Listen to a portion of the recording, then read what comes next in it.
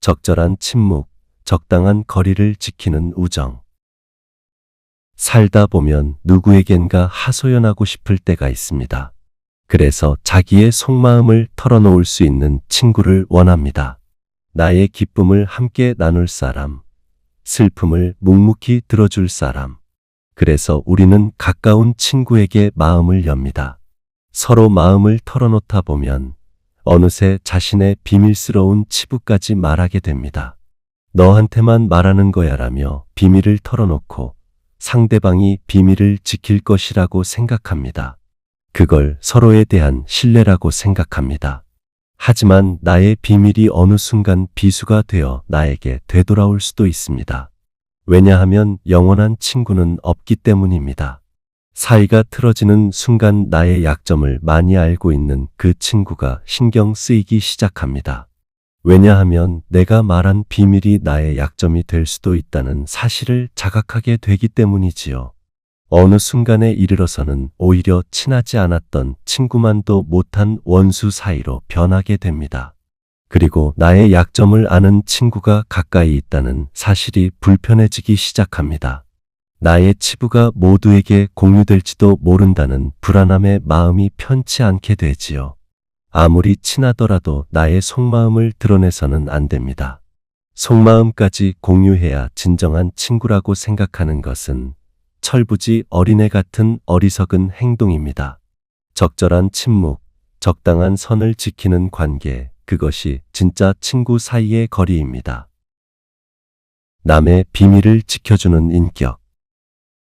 많은 사람이 실수하는 게 있습니다. 친한 친구에게 남의 비밀을 털어놓는 것이지요. 야, 진짜 너니까 말하는 건데. 이 말로 시작되는 수많은 뒷이야기들이 결국 인간관계를 망칩니다. 내가 털어놓은 친구의 비밀은 돌고 돌아 다시 친구의 귀 속으로 들어갑니다.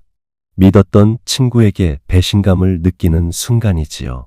친구의 비밀을 또 다른 친한 친구에게 전파하는 것은 진짜 너니까 말하는 게 아니라 그냥 말하고 싶은 내 욕망을 친구라는 명분에 기대는 것뿐입니다. 법륜 스님이 말씀하셨습니다. 남의 말을 입에 담는 순간 내 입이 그 사람보다 더러워집니다. 남의 비밀스러운 일은 내가 들었다 하더라도 입 다물고 가슴으로 묻어야 합니다. 그게 친구 사이에 지켜야 할 의리입니다. 내 인격의 척도이기도 하지요. 내 과거의 치부는 내가 지켜야 한다. 우리는 누구나 실수를 합니다. 젊을 때 저지른 일, 무지했던 행동, 부끄러운 순간들. 그런 걸 친구에게 솔직히 털어놓고 싶을 때가 있습니다. 그런데 생각해 보세요. 지금은 친한 친구라도 시간이 흐르면 어쩌다 멀어지기도 하고 나와 다른 사람들과 엮이게 될 수도 있잖아요. 그런 내 과거가 언젠가 내 발목을 잡는 날이 옵니다. 걔 옛날의 말이야. 그 말 한마디에 나의 이미지가 깎이고 지켜온 모든 신뢰가 무너집니다. 황창현 신부님도 말씀하셨습니다. 과거는 하느님께 고백하고 사람에게는 침묵으로 씻어라. 과거는 교훈으로만 남기고 말로 퍼뜨리지 마세요. 그것이 나를 위한 예의입니다. 가족 이야기는 털어놓지 않는 게 좋습니다. 부부 싸움하고 나면 친구에게 전화합니다. 아, 우리 남편 진짜 또라이야. 우리 와이프 정말 답 없어. 그렇게 속을 풀고 나면 후련할지 몰라도 그 친구는 당신의 배우자를 그런 시선으로 보기 시작합니다. 그리고 나중에 당신이 배우자와 화해해도 친구는 여전히 그 사람을 답 없는 인간으로 기억합니다. 결국 그 관계는 돌아올 수 없는 강을 건너게 됩니다.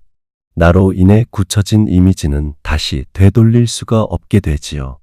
가족 이야기는 특히 단점이나 갈등은 해결하는 게 우선이지 말하는 게 우선이 아닙니다. 질투심은 말하지 말고 나를 돌아보는 거울로 써라. 친구가 잘 나가고 인기도 많고 돈도 잘 벌고 그런 걸 보면 마음 한구석이 불편해질 수 있지요. 그런데 그걸 그대로 표현하면 어떻게 될까요? 너는 잘 나가서 좋겠다. 이런 말은 칭찬 같지만 사실은 불편한 감정을 슬쩍 건네는 겁니다. 그러면 상대는 어떻게 느낄까요? 아, 얘가 나를 질투하는구나. 이렇게 느끼고 거리를 둡니다. 질투의 감정은 누구나 가질 수 있지요. 하지만 그것을 말로 표현하면 우정에 금이 갑니다. 말하지 말고 마음속으로 이렇게 물어보세요. 나는 지금 왜 불편하지? 내가 원하는 건 뭘까? 그게 질투를 성장의 자극제로 바꾸는 방법입니다. 친구에 대한 섭섭함은 말보다 배려로 풀어야. 가깝기 때문에 더 많이 기대하고 기대했기 때문에 더 쉽게 실망합니다. 그래서 너 그때 왜 그랬어? 서운했어? 이런 말을 쉽게 꺼내게 됩니다. 그런데 자꾸 그런 얘기를 하면 친구는 점점 부담을 느끼지요. 왜 이렇게 나에게 감정이 많지? 조심해야겠다 하고 점점 피하게 됩니다. 우정은 정확한 감정 표현보다는 적절히 모른 척하고 기다려주는 것이 더 나을 때가 많습니다. 말하지 않아도 서로를 알아주는 여백, 그게 진짜 가까운 친구 사이입니다. 내 가장 깊은 불안은 누구에게도 맡기지 마라. 사람은 누구나 상처가 있습니다. 어릴 적 외로움, 자존감의 흔들림, 남들 앞에서 당한 굴욕 같은 것들. 친한 친구에게 그런 걸 말하면 위로받을 수 있을 것 같지만 그 이야기가 잘못 전달되면 나의 약점이 되어 돌아옵니다. 그 친구가 나를 무시하지 않아도 내가 스스로 위축됩니다. 나는 이런 사람이야 하고 스스로를 작게 만들지요. 내가 가장 두려워해야 하는 건 남이 아니라 내 안의 나입니다. 그러니 그 깊은 상처는 기도와 성찰로 치유하고 친구 관계에서는 숨길 줄도 알아야 합니다. 돈 이야기는 조심 또 조심하라. 나 요즘 좀 힘들어. 돈이 좀 급해. 이런 말을 하면 처음엔 도와주고 싶은 친구도 있을 것입니다. 하지만 마음속엔 이런 생각도 하게 됩니다. 이번 한 번으로 끝날까? 앞으로도 계속 기대려는 건 아닐까? 그 이후로 친구는 나와 대화하면서 조금씩 경계를 하게 됩니다. 친구와의 우정은 희생이 아니라 자율과 평등에서 피어납니다. 황창현 신부님은 늘 강조하십니다. 사람 사이엔 은근한 경계가 있어야 오래 간다. 돈을 섞으면 경계가 흐려진다. 돈 얘기는 꼭 필요한 순간, 필요한 만큼만, 그리고 상대가 도울 수 있을 여력이 있을 때만 하여야 합니다. 제3자 이야기, 결국 내 입이 화를 부릅니다. 친구 사이에 제일 위험한 말은 야, 너 걔 어떻게 생각해? 난 걔 좀 별로야. 이런 말들입니다. 그 순간부터 나는 판단하는 사람이 되고 내 말은 다른 사람에게 이간질로 들릴 수 있습니다.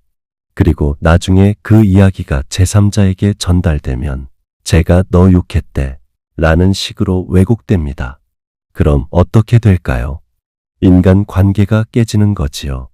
제3자의 이야기에는 항상 침묵하는 것이 좋습니다.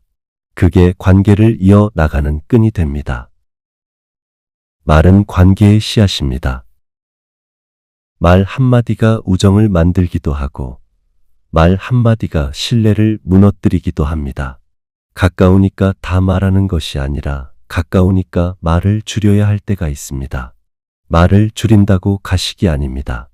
그건 상대에 대한 배려이자 나에 대한 존중입니다.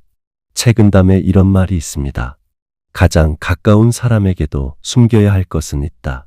그것은 나를 지키는 최후의 성이기 때문이다. 가깝다는 이유로 모든 것을 쏟아놓아서는 안 됩니다. 말하지 않아야 할 것이 있고 지켜야 할 경계가 있습니다. 그 선을 지킬 줄 아는 사람이 인간관계의 고수입니다. 친구와 오래 가고 싶다면 말을 줄이고 마음을 키우십시오. 그게 진짜 우정입니다.